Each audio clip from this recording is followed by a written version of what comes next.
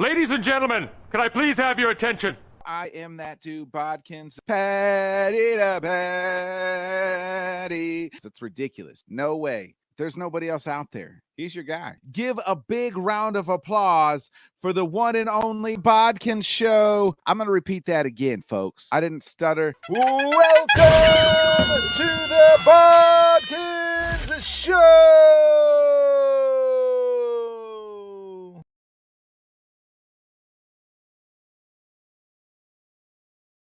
Good evening, everybody. I am that dude, Bodkins. As always, welcome to another great episode of the Bodkin Show. This is our NFL Week 6 reaction show.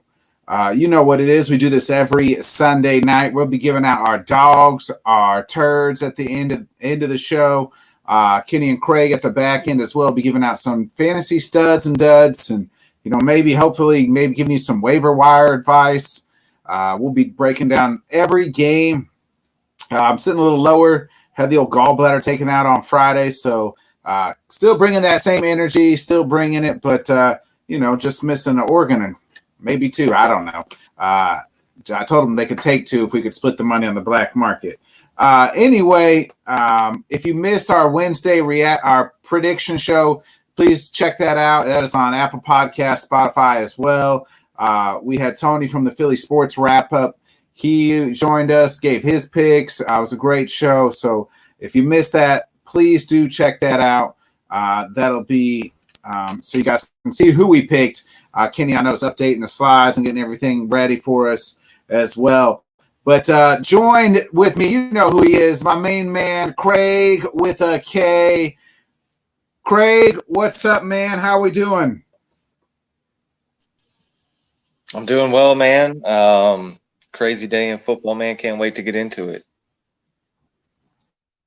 Yeah, Craig, I feel like it's happening more now than ever. Both our teams look like absolute dog shit. So the Bears were supposed to look like dog shit, but the Packers, they look just as bad too. Who's going to find offense first? Packers or your Bears? I guess if you're going to say the worst offense, it's got to be the Bears, but the more surprisingly worse offense has got to be the Packers. Everybody knew they'd struggle losing Devontae and having a young wide receiver group, but I think nobody really thought they'd struggle as bad as they have. And, where'd the run game go? You got two of the best running backs in the league. What are they doing? What are they doing there? We'll dig into it more, but what are they doing? No offensive line. Let's get it. Let's go ahead. We'll dig into it here. We'll pop up the scores here.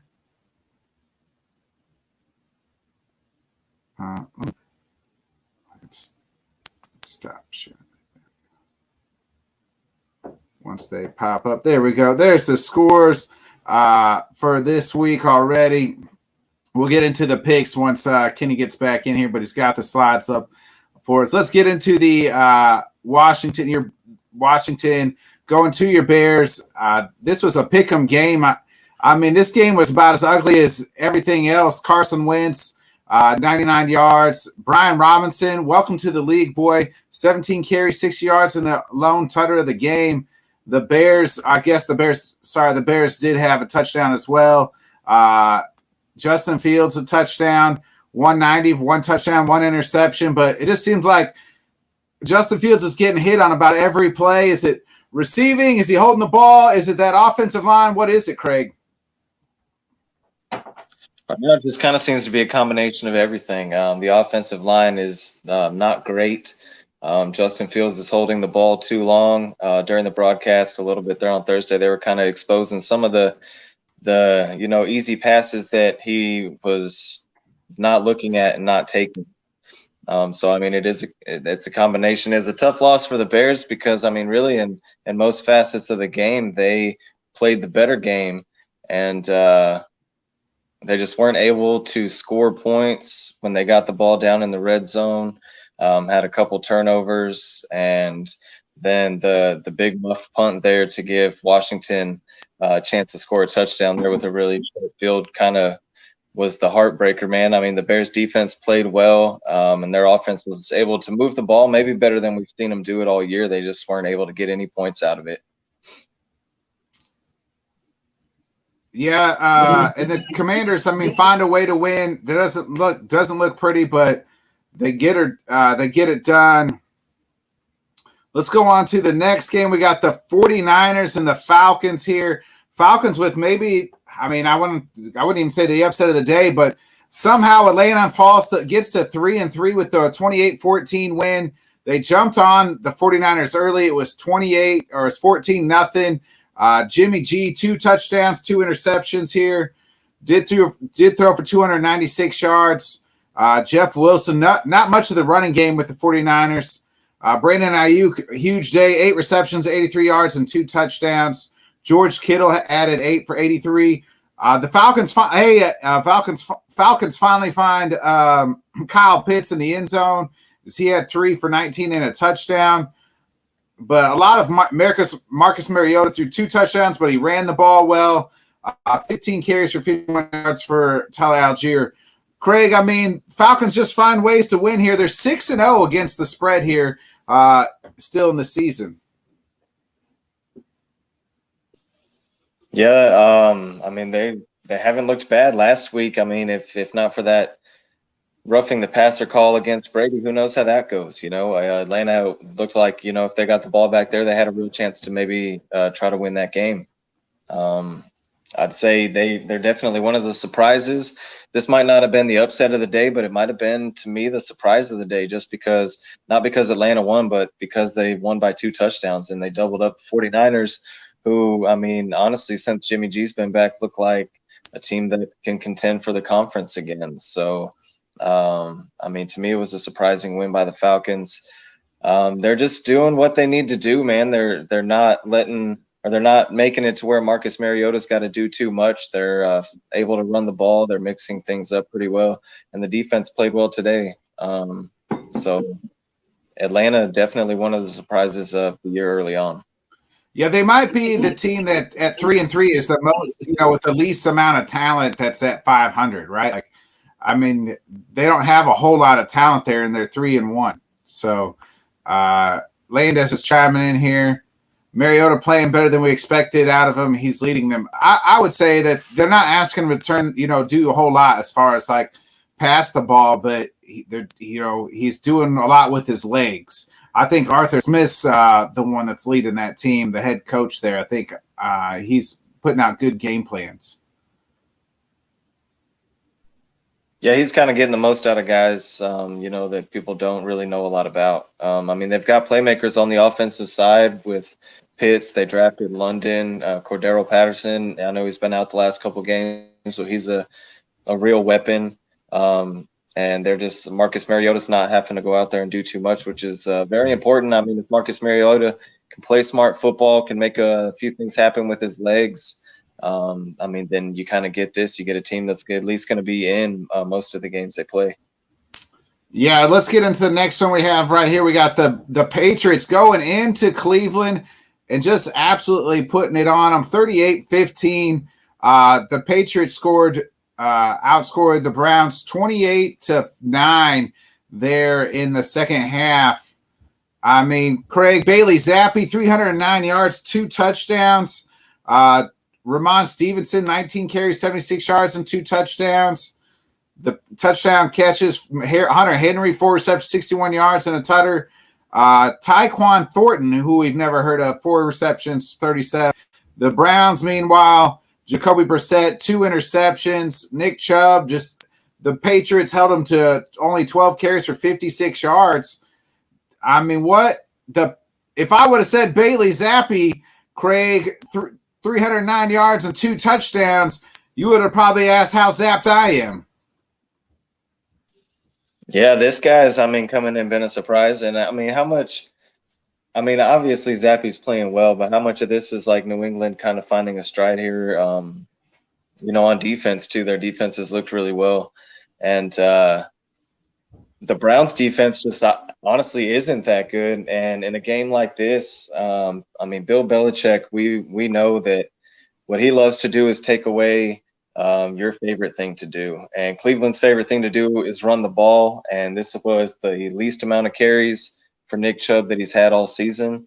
And if Bill Belichick is able to take the run game away from Cleveland, then you saw it today. They don't have a whole lot else. And maybe Belichick knows a little bit about Jacoby Brissett, but Jacoby Brissett probably looked his worst today. He's been turning the ball over the last few games, and it looks like it's going downhill in Cleveland. And here in New England, at what point is this a real quarterback controversy? I still think they go with Mac Jones. I don't think it's a quarterback controversy, but Bailey Zappe's looked pretty good in his 2.5 games, that he's played. I'd say he definitely is their backup quarterback going forward. Maybe it's a whole Tom Brady, Drew Bledsoe situation again. I doubt it, but stranger things have happened. Stranger things have happened, man, and you never know. The last 2 games is, the best quarterback play we've seen in New England this season, I feel like. We know who Mac Jones is. Mac Jones isn't going to go out there and throw for a ton of yards, but he's not going to lose you the game. Mac Jones looked great last year. I feel like he definitely deserves the job, but, if he misses 2 more games and New England is rolling, Bill Belichick's the type to kind of roll with a hot hand, I think. It'll be interesting to see how it plays out. Speaking of stranger things that happen, the Jets roll into Green Bay and they put it on my Packers. This game was close in the first half, but then the second half, the Jets, the offense got going. Breece Hall, 20 carries, 116 yards, 1 touchdown. Braxton Berrios had a touchdown. Green Bay's offense is nowhere to be found. Their offensive line is trash. Craig, I could go on for days. People could say we missed Devontae. I missed the offensive line. That's what I miss, because Aaron Rodgers doesn't have any time to throw the ball. In our running game, we can't run the ball because we're getting hit in our backfield. Kudos to the Jets defense. Quinn Williams looked like freaking Warren Sapp out there today and just absolutely murdered our offensive line. Yeah, hey, you're preaching to the choir when you're talking about offensive line struggles. But Green Bay's offensive line, they've been banged up and they've got injuries, but today they were just kind of outplayed. I think part of the problem with the run game is they're just not sticking to it. And there's not a whole lot of backfields across the NFL that got 2 guys in it like Aaron Jones and AJ Dillon. And I feel like Green Bay, just the last couple games, they're not utilizing those 2. And we know, we've said it, we know the struggles that Green Bay is going to have in the wide receiver core. It's a lot of young guys. And then you got, Randall Cobb, Sammy Watkins, a bunch of guys that probably aren't going to play a full 17-game season. So the fact that Green Bay's not leaning on the running backs is surprising to me. And then for them to come out and lose to both New York teams back-to-back weeks, definitely surprising. I picked Green Bay to cover the spread this week because normally Aaron Rodgers just bounces back from the loss very well. So I think this is definitely not time to panic in Green Bay, but it's time to raise eyebrows here because it looks like more than just a 1 week type of thing. Green Bay's, they've definitely got some offensive struggles going, and their defense, hasn't played bad, but preseason it was supposed to be a top 5, possibly top 1. It's bad. Their run defense is awful. Yeah. Their defense hasn't been as advertised going in, so Green Bay's got issues for sure. Yeah, their run defenses, we got issues. Now the Minnesota, who we'll get to in a minute. A team that is maybe bouncing back. My Super Bowl pick here, the Colts pulled a 500 or 3-3-1, I get, or is it 2-3? What are they? 3-3-1? 3-2-1, sorry. So 3-2-1 here with a wild comeback against the Jags. They put up 15 in the fourth quarter. Trevor Lawrence had 165 yards and a touchdown. Also ran it for 2 touchdowns. ETN 10 carries for 86 yards. Not much in the receiving game here for anybody. It seemed like the beginning of the year when this team was clicking, Christian Kirk was going off. He did have 4 for 24 and a touchdown. But speaking of going off, it was the Colts receiving game. Matt Ryan, welcome back, turn back the clock, 389 yards and 3 touchdowns. Michael Pittman went for 13 and 134. Paris Campbell, 7 for 57. 3 catches for 49 yards and a touchdown for Alex Pierce. Craig, the coach knew what they had to do. Stop running the ball. We don't need Jonathan Taylor. Deion Jackson did have 12 carries for 42 yards and a touchdown, but Matt Ryan just turned back the clock, and the Colts are going to turn it back right and start going to be as good as we all thought they were going into the season. I'm not ready to go that far yet. Matt Ryan, I'm not even ready to say turn back the clock. Colts kind of utilized the run game in the screen game today. Deion Jackson had a bunch of catches today, and Matt Ryan took the ball like 58 times or something stupid, 50-something times today. They said career high. Yeah, so, Matt Ryan's throwing the ball like 58 times, and I think they ran the ball like 20 times. To me, that's not the recipe for success for the Indianapolis Colts. But hey, kudos to them because they haven't beaten the Jaguars in like an eternity. So this was a game they needed to win to right the ship a little bit and turn things around because they haven't looked good early on in the season. So it's a big win for the Colts at home. The game-winning drive there, Matt Ryan. That's what Indy brought him in for. So hopefully he is turning things around. But I think 50, 52, 58, however many pass attempts he had today, a little bit too many. They definitely need to get Jonathan Taylor back and get the running game back going. Let's get to the next one. It's Minnesota heads into Miami. Miami loses its 3rd straight game here. Is Minnesota 24-16. Kirk Cousins, 175 yards, but threw for 2 touchdowns. Dalvin Cook, 13 carries, 77 yards and a touchdown. Just when the Minnesota is playing its best football, Justin Jefferson's heavily involved, and that's not, that was no exception today. 6 catches for 107 yards. Thielen caught a touchdown. Dolphins here, Craig, their 3rd straight loss. Teddy Bridgewater, Skylar Thompson started. Teddy Bridgewater came in after he got hurt and threw 2 interceptions, but did for 320 yards and 2 touchdowns. The Dolphins just need Tua back. Tyreek Hill had himself a day, but they still lose. Tyreek had 12 catches, 177 yards. Jalen Waddle, 6 for 129. What's going on here with the Dolphins? Those offensive numbers seem to be good enough, but to win, but they just wasn't putting the ball in the end zone. Yeah, honestly, I was just kind of surprised that the Dolphins didn't start Teddy. I know he had the couple turnovers, but I just feel like that's the best shot to get the offense going. And, that's when they scored some points was when Teddy came in. And with the Dolphins, you got playmakers. You got Tyreek, you got Jalen Waddle. Just try to get the ball to the playmakers.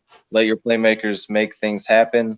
But the Dolphins, maybe Tua's back next week. Maybe they can right the ship and turn things around. The Dolphins, in my opinion, got to be probably one of the most nervous fan bases right now, not just because of what's going on there, but with how the Jets and the Patriots look. We know who the Bills are. So the Dolphins could be, in a real struggle here in that division if they can't right the ship pretty quick. And the Vikings, kudos to them, rookie head coach. Off to the best start that they've had maybe ever. I know it's been a long time since they've started out. I know Kirk Cousins had never started out this good. And then, with the Packers struggles, the Bears and the Lions kind of are who they are. Minnesota's sitting in a decent spot here early. Yeah, 5-1. That's a pretty good lead. Green Bay's, now you have a 3-game lead really over Green Bay because you owe the tiebreaker. Right, they got one tiebreaker against Green Bay. So the next time they play, that game's going to be huge, I'm sure.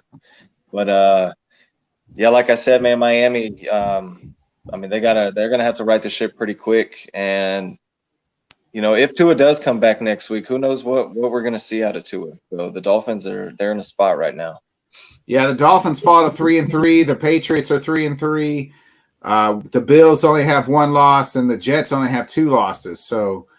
Right now the Dolphins kind of sitting at the bottom of that division and just hoping that their quarterback. Jets and Patriots are on the upswing. Both of them are kind of building some momentum here and getting things, looking in the right direction. So the Dolphins going to have to right their ship quick. Yeah, a team that seems to be riding its ship too, Craig, is the Bengals get back the 3-3. Surprisingly, Jameis Winston was a go, could have been a go today, but they started Andy Dalton instead. As a close, the Saints were winning this game most of the way, but the Bengals scored 9 points in the fourth quarter to win this one, 30-26. Joe Burrow, 300 yards, 3 touchdowns. Not much in the running game. Joe Burrow did have a rushing touchdown. Jamar Chase, 7 receptions, 132 yards, 2 touchdowns. Joe Mixon added in a receiving touchdown. You look at Andy Dalton's numbers, not great. 162 for 17 to 32 for 162 and a touchdown. Alvin Kamara, 19 carries, 99 yards. And then Traquan Smith had the lone receiving touchdown for the Saints. I mean, the Bengals figuring this out, Craig. I mean, it seems like they're just kind of up, down all the time here. Yeah, I mean, this kind of the same Bengals, that we had last year, and they just kind of got hot there in the playoffs. But they just, they hang around, man. They're not an easy out. But this also kind of seems who the Saints are this year. The Saints have been in a lot of close games with some pretty tough teams, and they just. I mean, man, the Saints have been banged up. They didn't have anybody in there today, and the fact that they still – I mean, I know they were at home, but the fact that they kept it and only lost by 4 points. They didn't have Michael Thomas. They didn't have Chris Olave. They didn't have Jarvis Landry. And then Andy Dalton was starting. Who's Andy Dalton throwing the ball to? I mean, his stat line wasn't good, but the Saints have been banged up all year. So, I had the Bengals winning and covering the spread in this game. I feel like the Bengals are still showing me things to worry about a little bit. Joe Burrow, Jamar Chase, they were able to connect a few times late in this one, and especially that last one, Jamar Chase just kind of broke free and had the long score to kind of put it away. But, I mean, like I said, the Bengals, they're showing me things to be a little bit concerned about still. Yeah, the Bengals, I was surprised the spread wasn't higher. Are you surprised that they went with Andy Dalton? Would you stick with Andy over Jameis going forward if you're the Saints? That's tough. Like, what's the difference between Andy Dalton and Jameis Winston? Andy Dalton's not going to throw the picks, I guess. The Saints have looked. They were in a competitive game against the Minnesota Vikings, who we're talking about like a playoff team. They're just in a competitive game against the defending AFC champions, so they don't look terrible. And they had no wide receivers. So Andy Dalton, he's not tearing up the stat line out there, but they look competitive while he's out there. So, to me, there's not a right and a wrong answer there. Jameis Winston's got his flaws. Andy Dalton's got his flaws. So whoever they want to go with, I guess you can't argue it.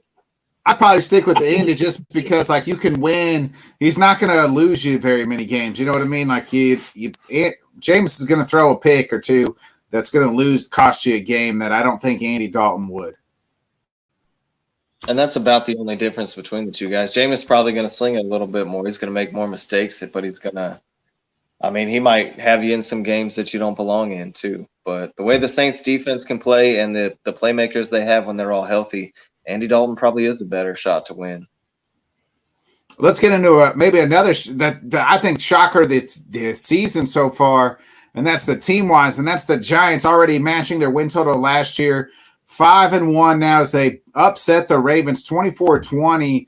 Lamar Jackson threw a bad interception late in this game, deep in the went on their own side of the field, and then had a fumble after that. The Giants pull this one out. Lamar went 17-32, 210 yards and 1 touchdown, 1 interception. Kenyon Drake had 10 carries, 119 yards and a touchdown.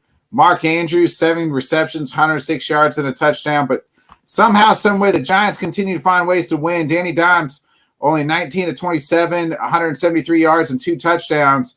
Saquon, 22 carries, 83 yards and a touchdown.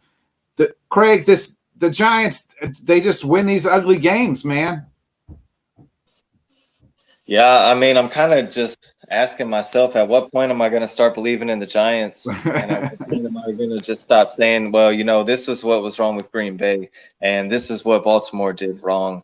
And I just need to maybe start giving the Giants some credit out here. You said it, man. Lamar, bad pick late in the game. That's 2 weeks in a row. And you just can't do that. But I mean, good win for the Giants, man. Most people weren't picking them to win this game. I think a lot of people still aren't fully buying into the Giants. A lot of that probably has to do with Daniel Dimes being the quarterback, but he's doing what he needs to do out there, man. They've got the run game going with Saquon, and I mean, who's Danny Dimes got out there to throw the ball to? Yeah, well, you say that right? Like, who are they throwing the ball to? You know what I mean? Who is he throwing it to? He's still, I mean, they're still doing good, and that team is behind Dabble. He's definitely got his players behind him, and I mean the NFC East it's crazy, man. I mean, I would have not have guessed it. Yeah, I never would have guessed the Giants being at 5-1. I probably had them 5-6 wins. I probably would have given them 6 wins. I think all season, maybe 7 if they were lucky. Here they are, 5-1.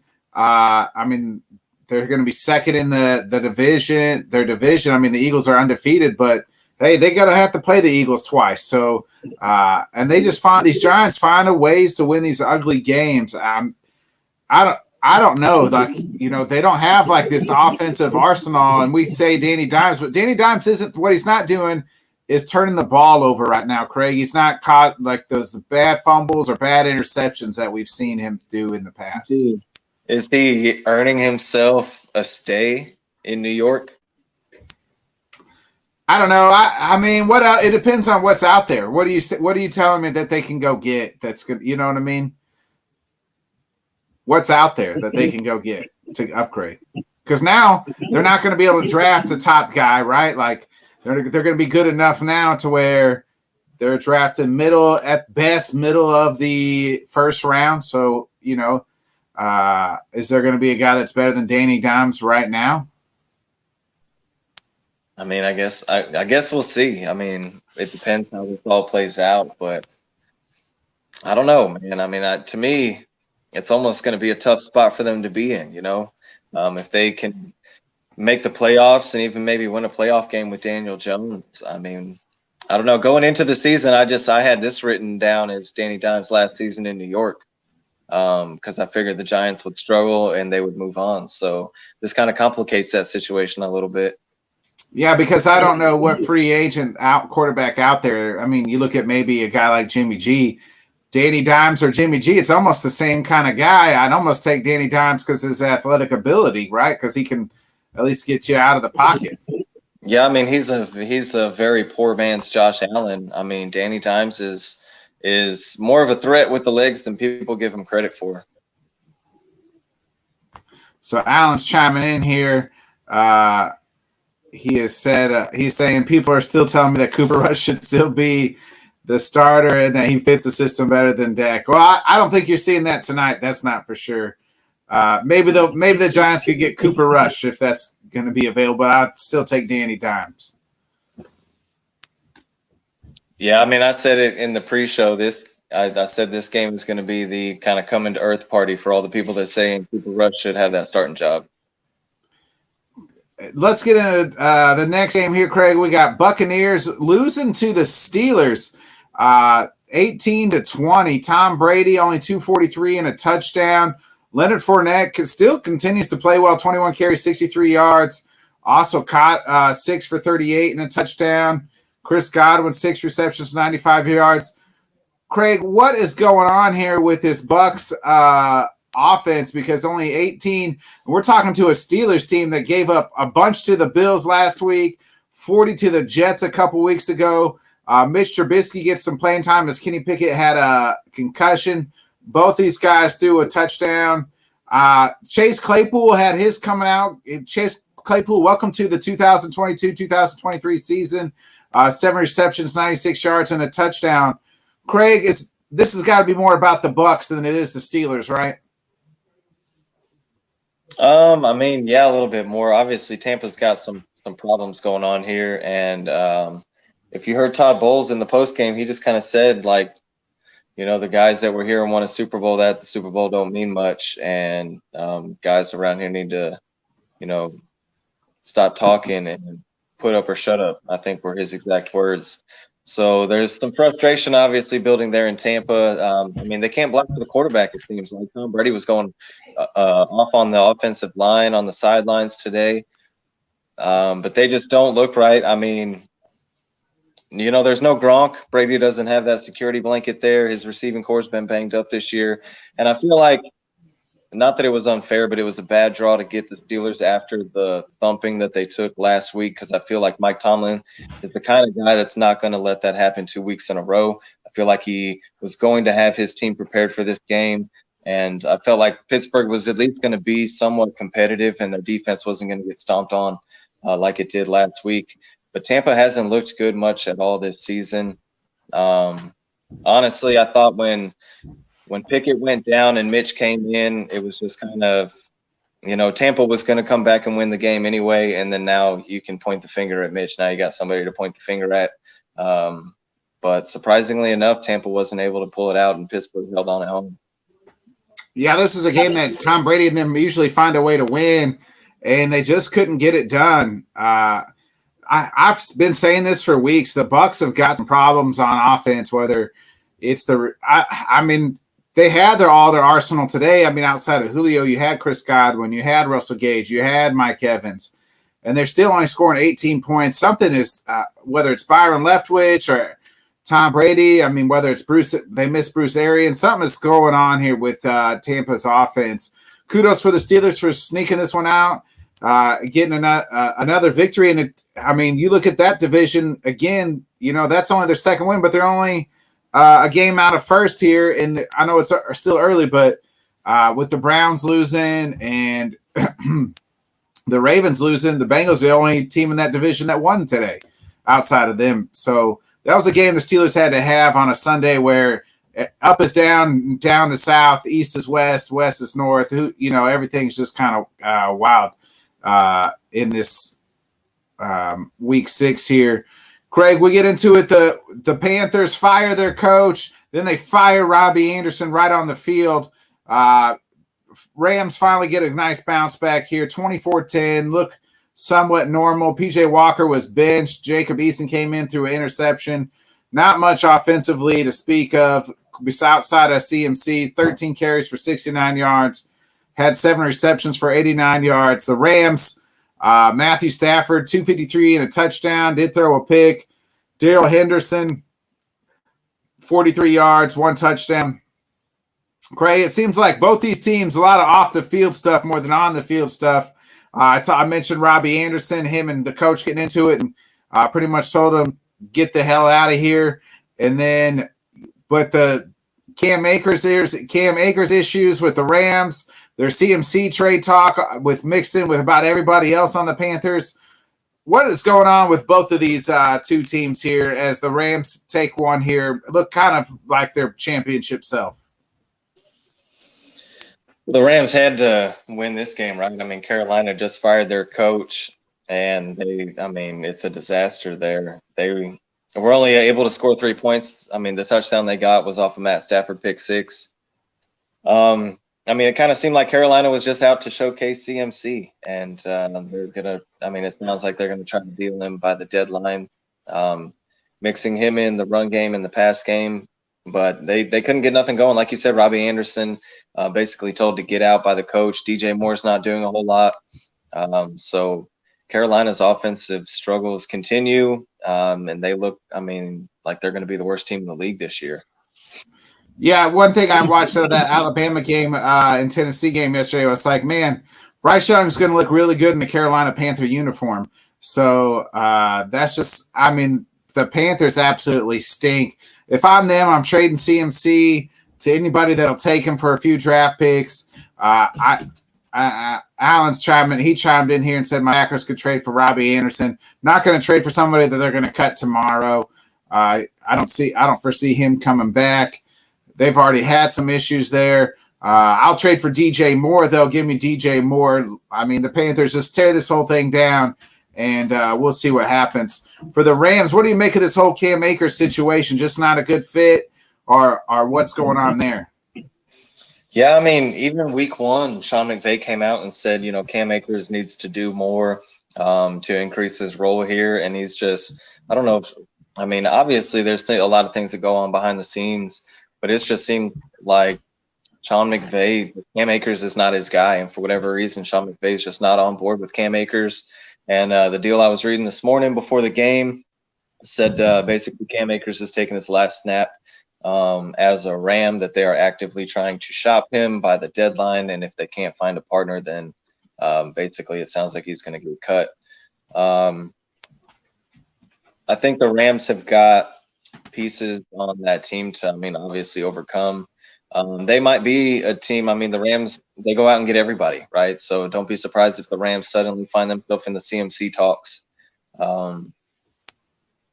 Because, it just seems like that's what the Rams do. The Rams they've got no draft capital. Somehow they've still got enough draft picks to go out and get whoever the heck is out there available. I don't know that I think the Rams look like their Super Bowl self again. Just because who the opponent was today, man. So I need to see the Rams look better. Matt Stafford still just doesn't look great. Still making mistakes. Luckily, the pick six didn't cost him too bad today because they were playing the Panthers. But the Rams, you had a little Allen Robinson sighting, but I'm still worried about the Rams. Yeah, a team you need to be more worried about here too is the Arizona going into Seattle losing 19-9. Seattle, the surprising Seahawks 3-3. Arizona falls 2-4. I know D-Hop comes back next week, but it can't just be D-Hop or nothing, right? This team looks like absolutely hot garbage. 222 yards for Kyler Murray. Did rush for 10 carries for 100. Didn't throw a touchdown. Look at the Seahawks. Not a great game by Geno, but, 197 yards. More importantly, no interceptions. Kenneth Walker, 21 carries, 97 yards, and a touchdown. Noah Fant led the way with the Seahawks, 6 receptions for 45 yards. Craig, D-Hop's just not going to fix how bad this Arizona team is, it? I don't think so, man. And the tough thing for Arizona is D-Hop's coming back next week, and Hollywood Brown was seen leaving in a boot today. So, he might be missing some time. Now, I'm still going to take DeAndre Hopkins over Hollywood Brown, but when you're bringing him in, when you're bringing D-Hop in and losing Hollywood Brown, how much better are you getting? Are you getting better enough to, win some of these ball games? Does that make you 10 points better than Seattle? I don't think so.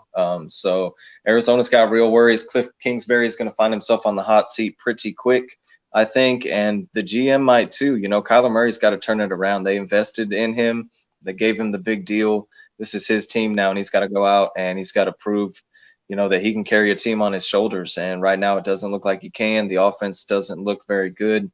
And, they're losing division games by double digits to the Seattle Seahawks. And preseason, we would not have probably guessed that.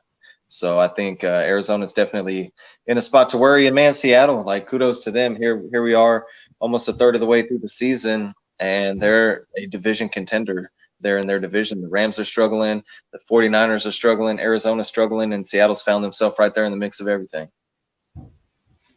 Yeah, Seattle is right here. They're playing smart. Geno Smith's playing what he's not doing. What Kyler's doing is, he's not turning the ball over here. So, and that's what we're seeing out of Geno, playing nice play, good running game. Seattle's kind of gone back to what they used to be, play really good sound defense, run the ball really well, and let's hope our quarterback doesn't turn it over. And Seattle's getting, 3-3, surprising 3-3. The Rams are 3-3 in that division. The 49ers are 3-3 in that division. Seattle's tied for first in the AFC, NFC West, which I never would have thought I would say that beginning of the year. Yeah, for sure, man. And credit to Pete Carroll. Obviously this system, made Russ look really good, but they play a full brand of football there in Seattle, man. It's not just the quarterback's got to go win you games. They're playing, like you said, they're playing smart football. Don't make Geno have to do too much. Pete Carroll's always loved to run the football, so if they're able to run the football, then Seattle's the team that's gonna hang around in some games if Geno can not make the mistakes. Yeah, Alan's saying so. Another bad Thursday night game incoming. Cardinals Saints this Thursday. I don't know if it'll be as bad as the last two Thursdays, but it could be because neither one of them teams, especially the Cardinals, just seem to be sputtering. they gave everybody extensions instead of maybe letting people play on their last year of their deals to prove themselves. Let's get into the game of the day, Craig. Bills go into the Kansas City, knock off the Chiefs. It was just a back and forth game. Josh Allen just makes plays when nobody else. I mean, both these quarterbacks. It's not Josh Allen. Pat Mahomes does the same thing. Josh Allen, though, 329 yards, 3 touchdowns. Devin Singletary, 15 carries, 85 yards. Stephon Diggs, 10 receptions, 148 for a touchdown. Gabe Davis added 3 receptions for 74 and a touchdown. Dawson Knox caught the game winner for a touchdown. But, I mean, you look at the Chiefs again, it's not like Patty Mahomes did throw 2 interceptions, one that sealed the Bills' victory and one in the end zone early on this game. Clyde Edwards-Helaire only 9 carries for 33 yards. Juju Smith-Schuster, welcome to the 2022 season. 5 receptions, 113 yards, and a touchdown. Travis Kelce continues to be the best player when he's out on the field at 8 receptions, 108 yards. Craig, we've been saying it all year. I said it that the Bills had this game, circled, and it looked like that's what they were doing, in this one. Yeah, for sure, man. I mean, ever since the very end of that playoff game, I feel like Buffalo's just had this thing circled on the calendar. And, I mean, like I was saying it as that game was coming down into the fourth quarter, man, don't be surprised if there's some fireworks here late. And it almost looked like it was going to get that way. And Pat Mahomes threw that late interception, man, that kind of sealed the deal. Because, I mean, Buffalo gave Kansas City plenty of time. They gave them more time than they gave them the last game. So, I mean, the Bills did everything they needed to do, but Kansas City still had a chance there. Both defenses stepped up. A lot of people thought this was going to be fireworks, the entire way through. And it was a pretty low-scoring game for the most part. But, yeah, Josh Allen, Pat Mahomes, I was watching this game just thinking, man, like, if you put every NFL player into a pot and you just got to start drafting, like that's probably 1 and 2, right? And I don't even know who you would take first because, man, I mean, both those guys are just incredible. Yeah, Kenny, what's your thoughts here? Chiefs, Bills, game of the day, really. My thoughts, man. Did anybody see Josh Allen after that dude tripped him and he was chewing that ref's ass? He went back to the sideline and basically said, "Go get me that damn ball back." And he showed you exactly why. He went out there, he drove down the field, and he scored a touchdown. I know we're not quite there yet, but we're going to be hearing his name, I'd say, probably here in a little bit. We kind of said in the pre-show that this kind of seemed like a game that the Bills go into Kansas City and win, then Kansas City turns around and beats them in the playoffs, right? The Bills kind of had this game circled on the calendar since January? So they've been waiting to get back to Arrowhead and kind of do exactly what they did today. It was definitely the game of the day. Me and Landis kind of messaged during that final Chiefs drive. Man, Mahomes just really didn't look like himself on that last drive. I'm not really 100% sure what was going on. When he was scrambling to kind of get room, he looked like he was just kind of half-assed taking steps. He didn't really look like he was trying to get away very much. Not that he wasn't worried about the game but we kind of said in week 3 when Tua came back in, like all that for week 3. Maybe he thought, am I really going to go all out? Are we really going to break out some plays they haven't seen yet that we can use in January to go out and try to win this game in week 6? But kudos to the Bills going into Arrowhead and running that last drive to go down and get the win, man. That's a big game. Before we get in, I know you missed most of the show. Do you want to chime in on any other game here real fast? Do you got any thoughts on any other game you want to get out real quick that stuck the old Miller eye out today? Yeah, man, the fucking Jets going into Green Bay. Who in the world saw that coming? I mean, I think everybody spent the last week saying this is basically the Packers get-right game. And I won't even say Zach Wilson because I think only threw for 118 yards or something crazy like that. But Bob Sala and the Jets came in and said, not so fast, my friend. That game really caught my eye. The Falcons over the Niners, man. We pick the Falcons every week to cover. But to go out and beat a team like the Niners that have been putting up 25, 37 points a game the last couple of weeks, that one really surprised me. Besides that, I think the Giants over the Ravens, I caught the part where you said that was probably upset of the season, man. It's definitely got to be close. Giants, another team I think a lot of us picked to cover and keep it close, but man, to beat the Ravens the way they did, getting that late turnover in that game, man, that's a big win for the Giants, man. I don't like seeing that as a Cowboys fan sitting here taking a beating from Philly. Seeing the Giants be as good as they are is not exactly what I'm looking forward to in the NFC East.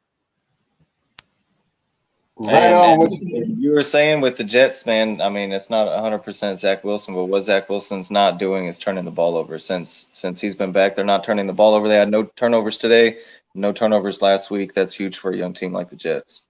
Well, and he brings us some swag to the Jets, and I think that's really kind of what they have more than anything whenever he's on the field. You saw it a little bit last year whenever he had some good games that there was a little bit of swagger there whenever he was on the field. You know, he's a cocky kid, and kudos to him. And you've seen that come out today. It's easy to do when you're winning, you know, as long as they got that defense. Bob Saul's got that defense playing well, and Breece Hall and Michael Carter seem like a pretty good 1-2 punch in the backfield. So as long as they can keep that recipe going, then I think, you know, you're going to see them be able to keep that swagger a little bit more, just because they're going to have an efficient game plan, which is going to keep them in rhythm, make them feel like they're playing well. But, man, I mean, we all coming back on the Browns the way they did. Everybody, oh man, this is the signature win for the Jets, but not so fast, man. The Jets, I don't think are going away anytime soon. I think I don't know if anybody's going to turn around and start picking them to go to the playoffs, kind of the way we did the Jags after a few weeks. But I think you're not looking at the Jets as a bye week anymore on the schedule. That's a game that you're going to have to compete if you want to beat the Jets this year. Yeah, which gets into our Dogs of the Week. So, Kenny, go ahead and give us your Dog of the Week. Our dog can be the team or the player. Man, I've gone back and forth on this. If I picked a team, it was going to be the Jets to go into Lambeau the way they did. But every time, I mean, right before I come in here, they were showing the highlights from the Bills-Chiefs and just the way that Josh Allen himself, whenever that tripping call happened, went to the sideline. That's the replay they were showing. That's why I brought it up when I got here. The way he said, give me that ball and I'm going to go down and win this game. And he did it. I mean, how do you not make that dude the dog of the week? In group, there's only a couple dudes every week that get the immediate trifecta of all of us saying dog immediately when something happens. And Josh Allen got that today. So I think Josh Allen's going to be my dog of the week this week. Craig, go ahead. Who's your dog of the week? All right, so don't call me crazy, but my dog of the week this week, I'm going with Mitchell Trubisky. And Mitch Trubisky, 9 of 12 coming in when Kenny Pickett got hurt. Mitch has finally got a chance to come back, maybe show a little bit of redemption because Pittsburgh struggled even when they took him out. Kind of shows it wasn't Mitch's fault. But the big reason I'm giving Mitch my dog this week is big third down, 3rd and 6. He hits the 45-yard pass. Ends up getting them in position to score a touchdown. Then Tom Brady comes down. The Bucs don't get the 2-point conversion. The Bucs are only down by 2. Mitch gets the ball back with 4 minutes and 38 seconds left, and Tom Brady on the other sideline and does not give the ball back to him. I mean, that's the difference in the game. You give Tom Brady the ball back anywhere in there, only up by 2 points. Pittsburgh's probably not walking away with it. Mitch completed a 3rd and 15 and a 3rd and 11 in that final 4 minutes to keep the ball in Pittsburgh's hands and get them one of the biggest upsets of the week. So I'm going to give my dog this week to Mitchell Trubisky. Yeah, before I give mine here, Alan is chiming in here. And you could give it to this guy. I said this guy, the Packers let this guy look like Warren Sapp out there. Quinn Williams of the Jets, 2 sacks, a blocked field goal. He affected that game more than anybody. But a dog is somebody who just keeps fighting. When everybody counts him out, this guy keeps coming back or never comes out of nowhere. And that's Bailey Zappi, baby.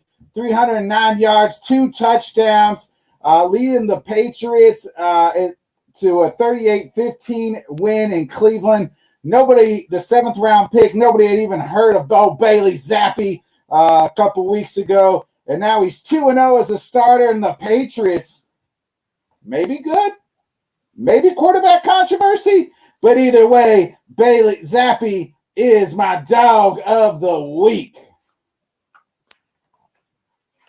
Don't start that QB controversy. They're saying it's going to be Cooper Rush and Dak all over again. Bailey Zappi looks better than Cooper Rush, baby. The thing that does surprise me is when you look at the day Ramondre Stevenson had, and then you look at Bailey Zappi, and somehow he still threw for 300 yards. A game like that, you figure because of the day Stevenson had, they just gave it to him. They just ran the clock out. No, Zappi's still slung all over the place somehow. Yeah, and speaking of Browns, we'll talk about our big poopy Browns. Craig, go ahead and give me your big old turd of the week here. All right, man. My turd of the week. Don't be offended, but I'm coming after your boy Matt LaFleur. Did Matt LaFleur forget the running backs that he's got? Yeah, you got Aaron Jones, you got AJ Dillon. Maybe, one of the best duos in the game, and they've got Aaron Rodgers throwing the ball 2-1, basically, to how many times they're attempting to rush it. Weather's getting cold there in Lambeau. You got the Jets in town. Why the heck are we not running the ball? This is 2 weeks in a row now that they just basically have somewhat abandoned the run, and they've taken 2 losses. So Aaron Rodgers hasn't looked great. Defense hasn't looked great. Offensive line hasn't looked great. At the end of the day, I'm putting all the blame on the coach. So Matt LaFleur, you're my turd of the week. Kenny, go ahead, and who's your our turd of the week here? Man, here we are. Jimmy G takes over. The Niners start looking good. They're scoring 30 points a game. And then they go to Atlanta and can't run the ball. That's the thing the Kyle Shanahan offenses do is run all over it, but can't run the ball, can't move the ball, can't put up no points, and get doubled up by the Atlanta Falcons. Bro, that's a big steaming pile of turd if I have ever seen one in my life. I do think that they'll obviously bounce back. But the turd and the dogs, man, that's a week by week basis. You can be a dog this week, you can be a turd next week. This week the Niners are a turd, man. I can't believe they went out there and put that in a week when they had a chance. I know that Seattle's 3-1, like you said, or 4-1, whatever it is, 3-2. You can't think Seattle's going to keep that up. Arizona looks down. The Rams are struggling. The Niners had a chance to take over, man, with the win against Atlanta, the way they've been looking. So I kind of thought I picked Atlanta to keep it close, but I figured the Niners get the win. So Niners are turd this week. I haven't been able to poop very well since I got my gallbladder taken out, but somebody who really pooped the bed today is none other than the Tampa Bay Buccaneers. Craig said it about Mitch Trubisky. You let Mitch Trubisky do that. More importantly, you only score 18 points to in a Pittsburgh team that's been giving up. They gave up a bunch to the Bills last week, like 40-something to the Bills, 40-something to the Jets, and you can't even score 20 points, and you have Tom Brady, Mike Evans, Lenny Fournette, Chris Godwin. I don't know if it's Tom Brady's old age, the fact he's getting a divorce, or if it's, Brian Leftwich mad because he didn't get the head coaching position, or is it Todd Bowles because he is the head coach, or is it, they just miss their BA Brian Bruce Arians, from last year and the year before, because that offense absolutely stinks, almost just as bad as the Green Bay Packers and a couple of the other teams. This was a team that was supposed to be, contenders, run away with their division. They're not. They're only 3-3. Atlanta's 3-3 here. There's a bunch of teams fighting right there, and Tampa Bay was supposed to run away with this thing, be the most sure thing in the NFC as far as divisions, and they're absolutely not right now at 3-3.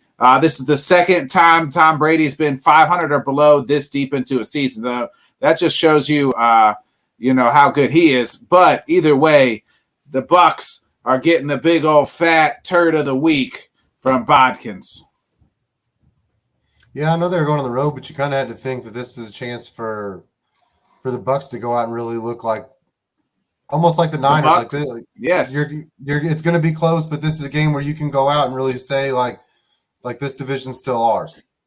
And you had a chance, and you can't even say let it slip away. They tried to give it away last week, and to turn around and then give it away this week, man. You can't. Anytime that you go out, if you're supposed to take over a division, be a Super Bowl contender, and you can make Mitch Trubisky the dog of the week, you've got to be the turd of the week. That's just the only way that this works. When does Tom Bowles' chair start warming up? It's either him or Byron Leftwich. Is like those two chairs got to be hot. If it was Byron, then I think that you would have things would have went a lot different whenever all that stuff was going down with BA. You know, it sounded like Tom and Byron were on the same page. They were in the room together, and it was BA that wasn't. So I think that if it was Byron, you kind of hear a lot more.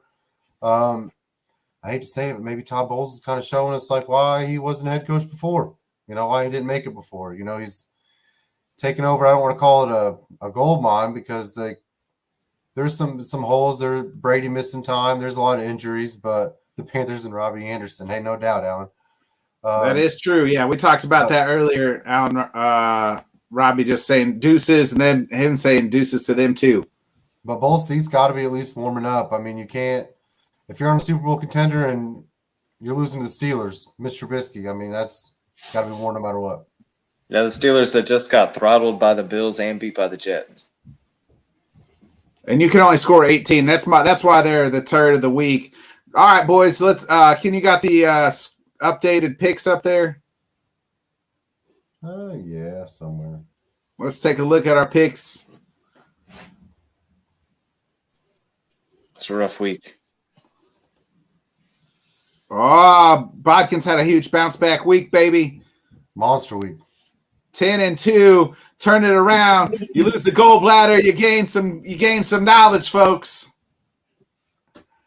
Yeah, when I was updating the slides, man, I was pretty surprised that you had that big turnaround week. I was proud of you.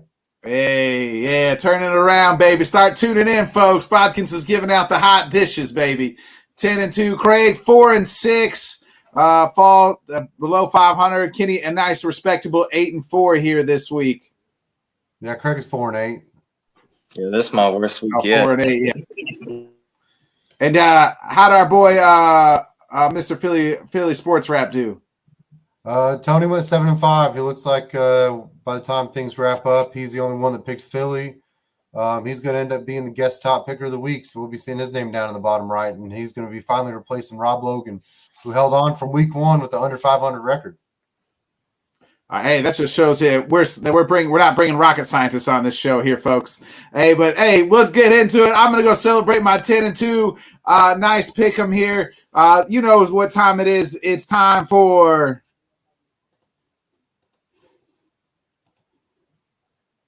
Kenny to play the right video. It's time for K&K Fantasy Corner.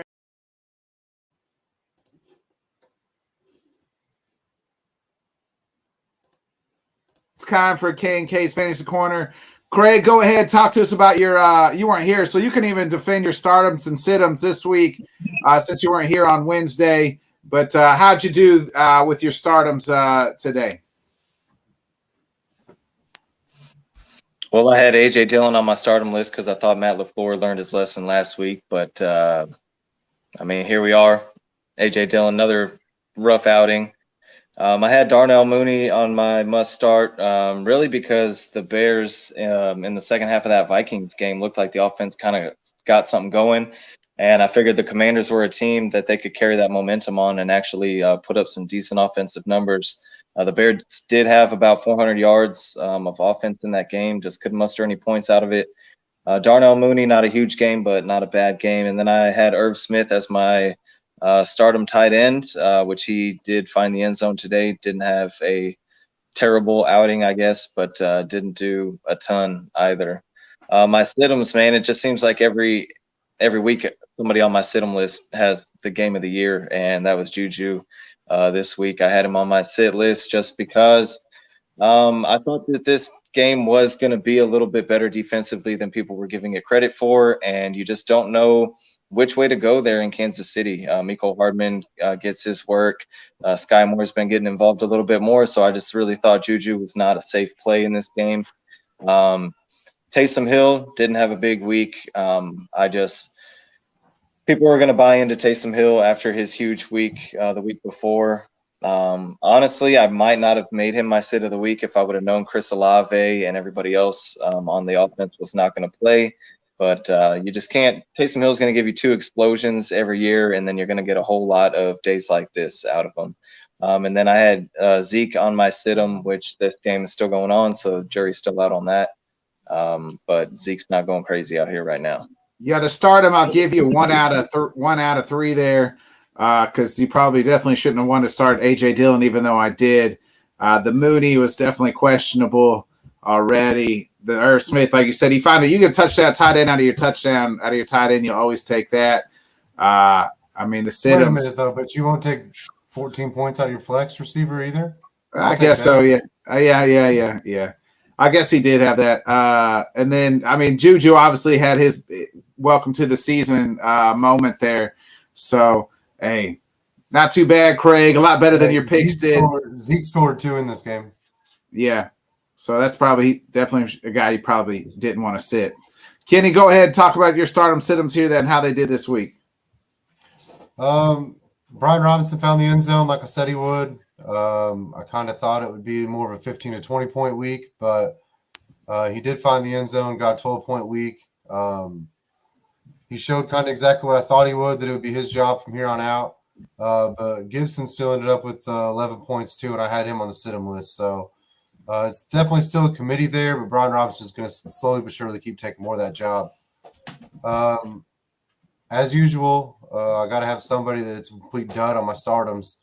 I had Romeo Doubs to go out there and get a touchdown this week, and it definitely did not go his way. It didn't go any of the Packers' way. If you had anybody on the Packers' offense as a stardom, you probably suffered this week. Evan Ingram, I thought he would score this week.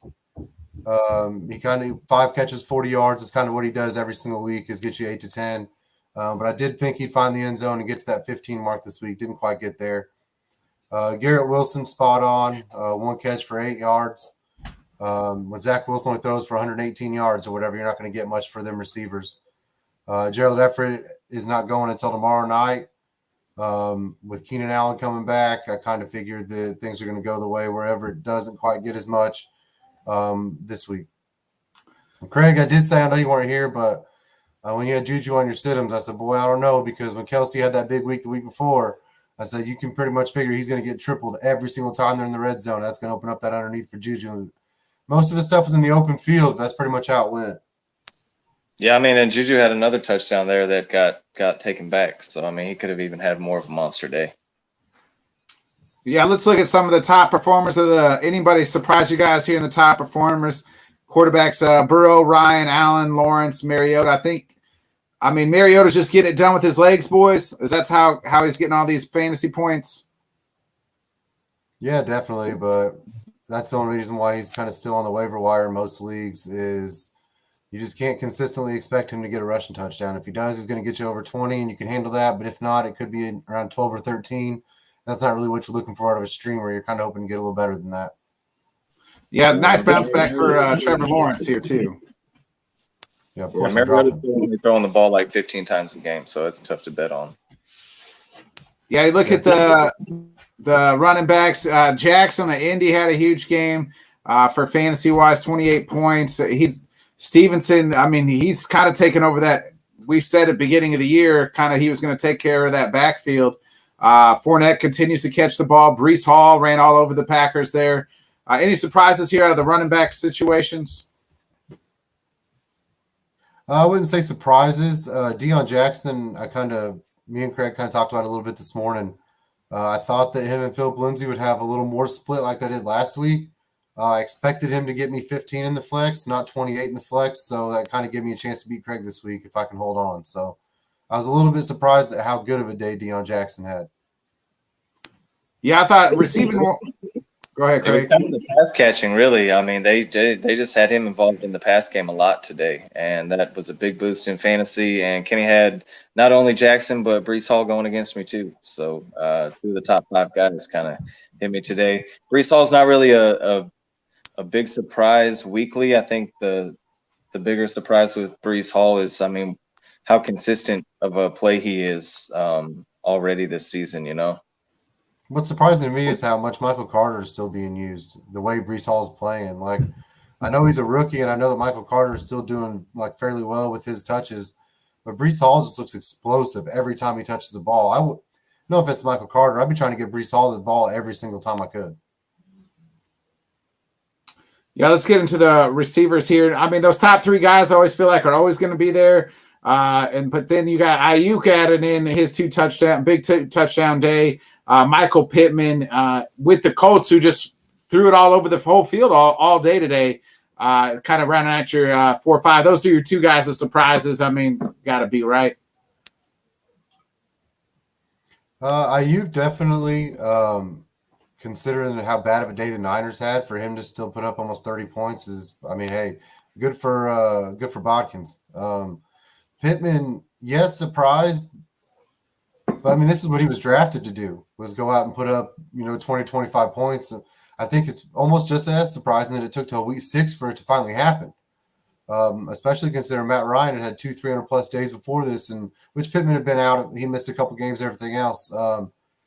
Surprised that it happened today, but I won't be surprised if you start seeing more 20-point weeks out of Pittman. This is whoever drafted Pittman, this is what they drafted him to do. Yeah, I mean, if Matt Ryan's going to throw the ball 50-something times for 400 yards, I mean, you got to expect Michael Pittman's going to have a decent day. And then Brandon Ayuk, I mean, it is surprising in a sense, but every now and again, Brandon Ayuk is going to get the Deebo Samuel day. And, if Deebo Samuel was number 4 in fantasy receiving right now for the day, you wouldn't be that surprised about it. So every now and again, Brandon Ayuk is going to get that day, that Deebo Samuel day. So, I mean, it's probably not who you would have guessed to be in the top 5 going in, but to me, it's not too much of a surprise that Brandon Ayuk can put out a top 5 finish. Then you look at the tight ends. Gesicki had his 2-touchdown day. Robert Tonyan, I thought this was the best he's looked since he's been off of injury. Had a huge game. We know Kelsey and Andrews are always going to be right there, and then George Kittle as well.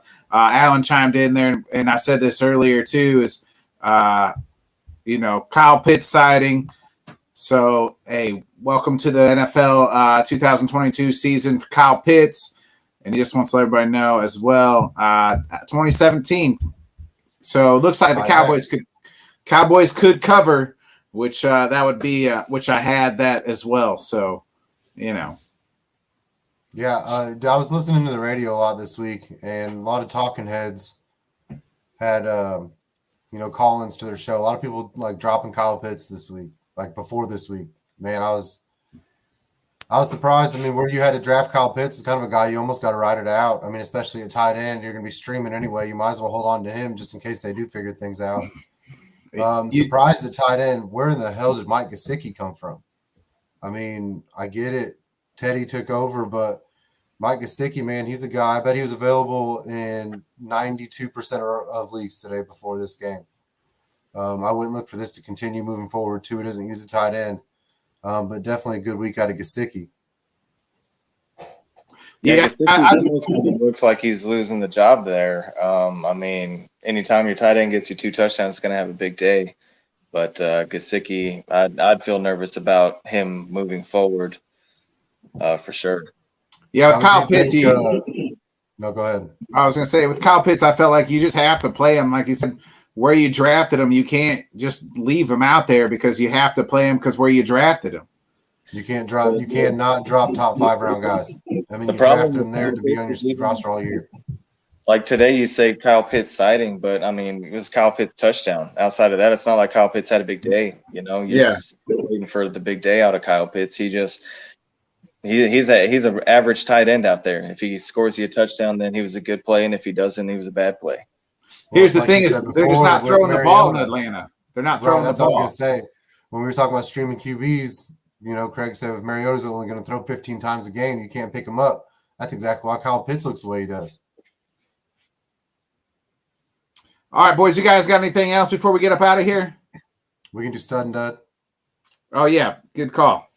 Go ahead and give your fantasy stud and dud of the day, Kenny. My fantasy stud, no other than the number 1 performer at running back, Deion Jackson. Like I said, he came in, they had him projected RB30 in a split carry situation with Philip Lindsay, and he went out and kind of took over the game. So he was my stud this week. My dud this week was Jeff Wilson. I think everybody kind of expected the Niners to run the ball like a madman. He went into the week ranked RB11 and had 3.3 points on the day. No, he had 0.83. Oh, 0.8. Oh, you got him on your fantasy team, huh? Yeah, that's how I know he. Sorry, Yeah. 0.83, even worse than 3 points. So Yeah. anytime that they got you projected to finish the RB1 and you finish with a 0 points, then you gotta hit the dud list. I take that back. 0.50 to be accurate.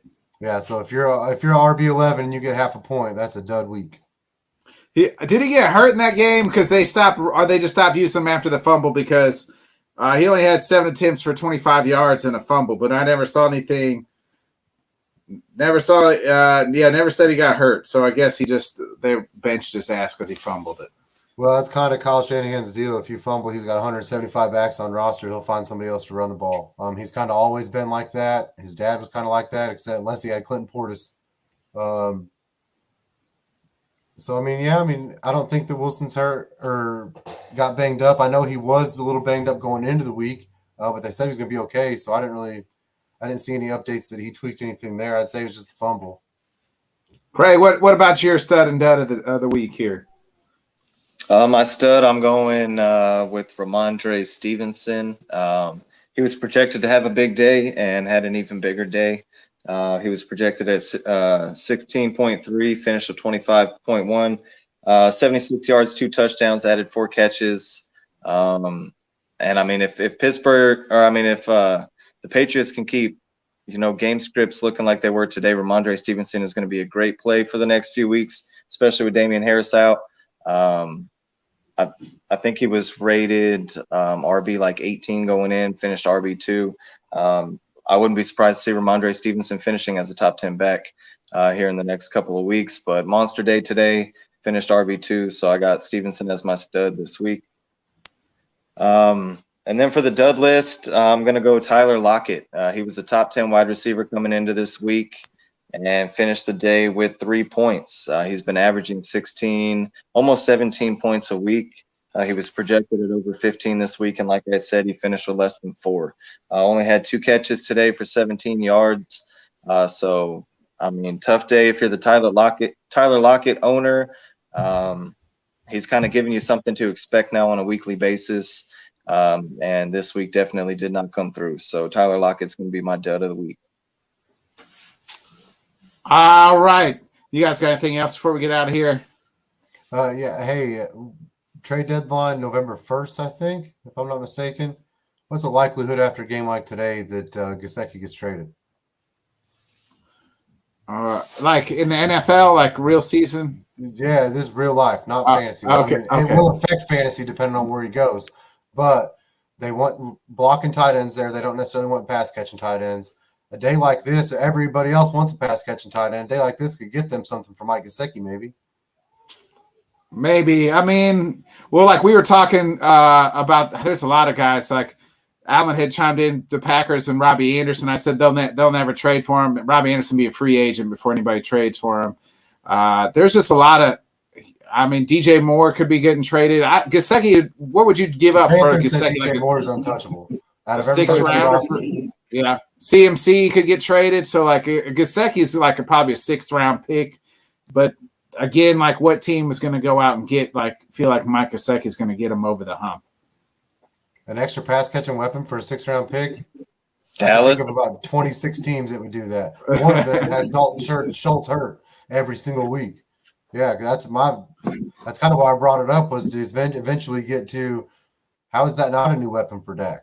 We lack pass catchers. Everybody's hurt. Dalton Schultz is supposed to be good. He's not there. And there's a lot of teams that would take a pass catching tight end. Honestly, I didn't know about DJ Moore. I didn't know they had said that. I read that he was kind of on the block, or would. No, everything I've read, the Panthers have said they'll listen to CMC, they'll listen to Robbie Anderson, but DJ Moore is untouchable, basically. Oh, now you got to listen to first Robbie Anderson. They're just going to let him go after today.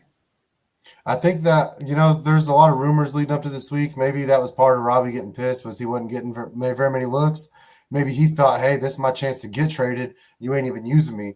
Almost like, I say almost like an AB situation from last year, except they was trying to use AB when he didn't want to. But what a wild scene with Robbie Anderson on the sideline, man. How in the world does that happen in a professional football game? Especially if you want to get traded. Number one way not to do it is look like a pariah in a locker room. Exactly. AB light. Craig, you got anything else?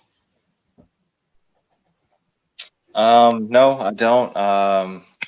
Praying to the football gods, Austin Eckler, Melvin Gordon can go ape shit tomorrow night. Give me a chance in this fantasy league. Otherwise, Kenny's gonna give me the big fat L. Hey, before we get out of here, we got to shout out Ray Sweet Baby Hayes taking another win in the MMA, taking another belt last night, rear naked choke in the first round.